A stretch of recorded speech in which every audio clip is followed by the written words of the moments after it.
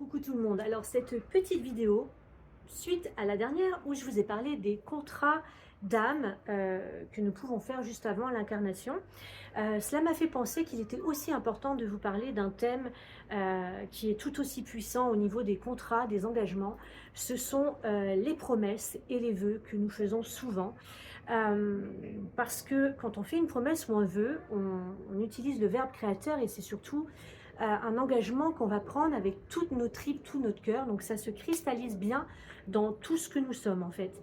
Et parce que vraiment, on dépense beaucoup d'énergie quand on souhaite quelque chose ou qu'on fait une promesse. Par exemple, voilà, on est ado, on est très amoureux d'un partenaire et puis on va formuler le vœu de rester pour toujours avec cette personne parce qu'on l'aime plus que tout et que notre amour est éternel, etc. Cela, c'est des promesses d'engagement. Je te promets de rester avec toi jusqu'à la fin des temps. Enfin, vous voyez cette idée-là?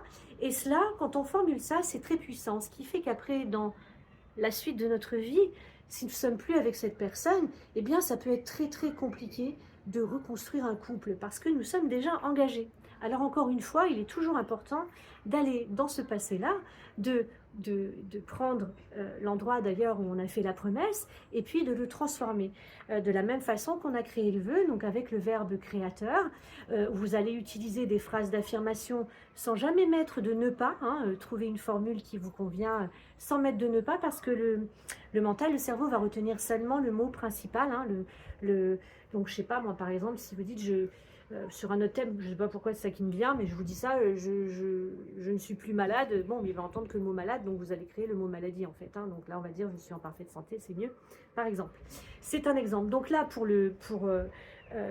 vos vœux, pour vos promesses que vous voulez défaire, utilisez la même chose et puis vous appelez votre équipe de lumière et vous demandez à ce qu'ils vous aident à vous libérer de ce vœu, de cette promesse que vous avez pu faire dans votre enfance en fait, j'ai envie de dire. Et ce qui va vous inviter aussi aujourd'hui à faire très attention aux promesses que nous faisons. Parce que les promesses que nous faisons, eh bien, elles se cristallisent, ok? Donc, quand on fait une promesse, pensez toujours, ce n'est pas grave de faire une promesse, mais de vous en défaire une fois que vous ne souhaitez plus tenir cet engagement-là. Je vous donne un autre exemple. Dans une vie antérieure ou dans une vie que nous vivons dans une autre dimension du temps, on a été moine ou religieuse et puis on a fait le vœu, comme ça arrive fréquemment, de chasteté. Qu'est-ce qui va se passer? Ce vœu, il est là, dans cette vie-là, on avait vraiment très envie de tenir notre engagement à ce sujet parce que pour nous, par exemple, ça allait nous donner une force spirituelle, voilà, et que c'était ça émanait de nous, quoi, l'engagement qu'on voulait d'avoir une vie avec un vœu de chasteté, quoi.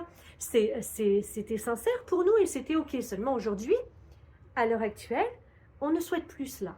Le problème, c'est que ce vœu-là, il continue, il est toujours actif. Et comme il est actif, qu'est-ce que ça peut faire? Ça peut faire des problèmes avec la sexualité. Ça peut faire que nous avons des difficultés peut-être à nous mettre en couple. Donc, il est important de faire remonter à la surface ce genre de choses pour pouvoir le transformer et le supprimer. Parce qu'aujourd'hui, à l'heure actuelle, ce n'est pas ce désir-là que nous souhaitons. Et donc, on doit ce qu'on appelle le reprogrammer. Et donc, vous pouvez le faire vous avec le verbe créateur de la même façon. Ça, évidemment, vous pouvez le faire seulement si vous avez conscience de vos promesses et de vos vœux. Si vous n'avez pas conscience, ben, vous vous mettez en route dans un chemin de guérison. Par exemple, moi, avec mes séances, vous savez que c'est une technique de régression. Donc, on peut très bien aller dans les vies antérieures ou dans le passé très facilement et se reconnecter à ce vœu, le transformer et en même temps ça va vous permettre de comprendre ce qui se rejoue à cause de ça grâce à la séance que nous pouvons faire ensemble. En plus, comme je suis énergéticienne, nous allons bien dégager tout cela dans toutes vos cellules et le reprogrammer assez facilement d'ailleurs.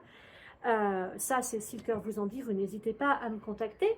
Et sinon, j'ai créé autre chose pour les personnes qui ont envie d'être un petit peu plus autonomes. J'ai fait un pack qui s'appelle le pack Libération.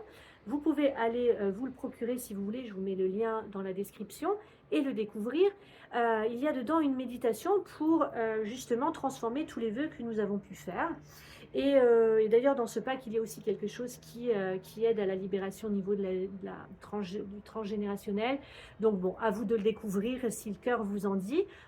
En tout cas, n'hésitez pas à faire un tour dans ma boutique et regarder ce que je peux vous proposer si le cœur vous en dit, bien sûr. Voilà, j'ai fait le tour. Donc là, restez dans l'observation, observez-vous, attention à vos promesses. Si vous le faites, n'oubliez pas, désactivez les promesses pour éviter que ça se cristallise et que ça continue à se jouer. Et puis, je vous fais plein de gros bisous et surtout, prenez bien soin de vous. À très vite. Au revoir. Bye bye.